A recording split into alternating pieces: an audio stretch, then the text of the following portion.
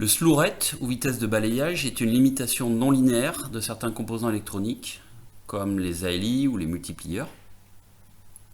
Donc ici on a représenté un de ces composants électroniques avec sa tension de sortie. Et bien parmi les défauts non linéaires que possède ce composant, c'est le fait que la pente de la tension de sortie ne puisse pas dépasser une valeur limite qui s'appelle justement le slew rate et qui est en volts par seconde. Donc c'est la pente maximale que peut délivrer le composant en sortie. Si à tout instant la dérivée du signal de sortie par rapport au temps est plus petite que cette pente, il n'y a aucune déformation. C'est ce qu'on voit ici où la sortie est sinusoïdale. La pente elle est maximale lorsqu'on passe par 0. Eh bien elle reste inférieure à la pente sigma, donc la limitation n'est pas atteinte. Au contraire, si à certains instants on atteint cette pente maximale, et le signal commence à présenter des portions rectilignes qui correspondent au fait que tant qu'on est dans ces portions-là, eh bien, la pente reste égale à sigma puisqu'elle ne peut pas dépasser cette valeur-là. Donc le signal est triangularisé, il présente des parties un petit peu triangulaires. Du point de vue spectral, les choses sont très différentes selon que ce phénomène non linéaire apparaisse ou non. S'il n'apparaît pas, eh bien, si on a une tension sinusoïdale en entrée, une tension qui reste sinusoïdale en sortie. Le montage est linéaire et le spectre ne contient que le fondamental. Si jamais on a triangularisation, on voit apparaître des harmoniques, comme celles qui sont représentées ici en rouge. L'ordre de grandeur à retenir pour le slew rate, c'est 1 volt par microseconde. C'est un ordre de grandeur typique, c'est-à-dire qu'on peut quand même arriver à suivre 1 million de volts par seconde, mais on ne pourra pas dépasser. Alors on va prendre l'exemple de l'amplificateur non inverseur pour illustrer cette notion de slew rate, en tenant compte de l'autre défaut, mais cette fois-ci linéaire, de l'ALI, qui est le fait que c'est un montage passe-bas. Donc on va tenir compte de la fonction de transfert entre US et epsilon. Cette fonction de transfert, c'est celle d'un passe-bas du premier ordre, mu0 sur 1 plus j oméga sur oméga c, avec une pulsation de coupure qui est très basse dans le cadre de l'ALI. Alors dans le montage ampli non inverseur, US c'est donc mu fois epsilon, et epsilon c'est V plus moins V moins. V plus c'est UE, et puis V moins on l'obtient grâce à un diviseur de tension ou à Millman, et il vaut donc R1 sur 1 plus R2 fois US. Donc quand on reporte dans cette expression-là, on élimine epsilon, et on trouve la relation entre US bar et UE bar. Donc après calcul, et en tenant compte du fait que mu0 est très grand devant 1, on obtient que le montage amplificateur non inverseur est encore un passe-bas du premier ordre. Et par rapport au cas où le montage ne serait pas bouclé, eh bien on a une loi de conservation, gain fois bande passante. Donc ici, on a le gain de l'ALI tout seul avec sa bande passante oméga c. C'est de l'ordre de 10 puissance 5 fois 10 puissance 2, 10 puissance 7 radians par seconde.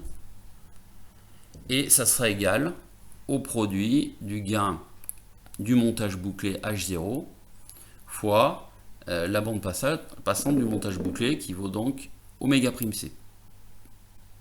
Si on se contente d'un H0 de 10, on aura un oméga prime c 10 puissance 6 radians par seconde, ce qui permet d'avoir le résultat qui serait fourni par l'hypothèse ALI idéale, à savoir que pour notre montage ampli non inverseur, le gain il vaut moins 10, ici il y a une petite erreur de signe, il vaut H0 qui vaut moins 10, sur toute une bande de fréquence qui est quand même très élevée, puisqu'il faut se rapprocher de 10 puissance 6 radians par seconde pour que on voit se manifester le caractère passe-bas de l'ALI. Donc par exemple avec une tension d'entrée qui aurait une amplitude de 1 volt, on aura une tension de sortie qui aurait une amplitude de 10 volts et qui ne sera pas donc saturée. Revenons maintenant sur le slew rate. L'hypothèse qu'il n'y a pas de slew rate sera valable tant que la pente de la tension de sortie, puisque c'est bien US la tension de sortie de l'ALI, reste plus petite en valeur absolue que sigma. Alors si on se place dans le cadre précédent où le caractère passe-bas du montage ne se faisait sentir qu'à haute fréquence, on peut conserver pour la sortie, dans le cas où il n'y a pas de slew rate, eh bien, la forme H0 U0 cos oméga t avec H0 qui vaut 10.